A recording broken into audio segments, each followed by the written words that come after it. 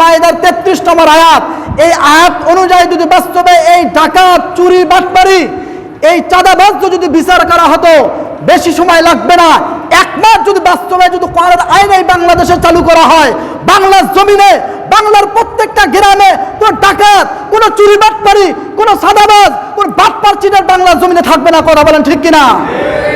এই যে বাংলার জমিনে ইসলামী আইন হোক, কোরআন হাদিস অনুযায়ী বিচার করা হোক, এটা আমরা চাই কি চাই না?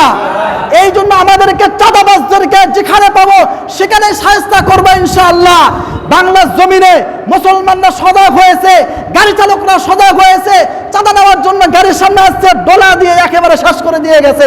এইভাবে প্রত্যেকটা মুসলমান যদি, প্রত্যেকটা গাড়ি চালক যদি বাস্তবে যদি তারা সজাগ হয়ে যায়, যেখানে চাঁদাবাজ আসবে সেখানেই রুখে দিবে, এইভাবে যদি আমরা সবাই যদি সাহস নিয়ে আগাতে পারি, বাস্তবে বাংলার জমিনে কোনো চাঁদাবাজ থাকতে পারবে না। কথা বলেন ঠিক কিনা? চাঁদাবাজদেরকে বাংলার জমি থেকে একেবারে নিশ্চিহ্ন করে দিতে হবে। এই জন্য আমাদের সবাইকে একবার বাংলার মুসলমানরা সবাই আলেম ওলামাদেরকে একবার সংযুক্ত দেওয়ার সুযোগ করে দেন, একবার তাদের হাতে আপনারা এই দায়িত্ব দিয়ে দেন। প্রধান মন্ত্রী থেকে নিয়ে প্রত্যেকটা সেক্টরে আলেম ওলামাদেরকে একবার বসে সুযোগ দেওয়ার চেষ্টা করেন, ইনশাআল্লাহ দেখতে পাবেন বাংলার মুসলমানরা শান্তিতে কিভাবে বসবাস করে। কথা বলেন ঠিক কিনা?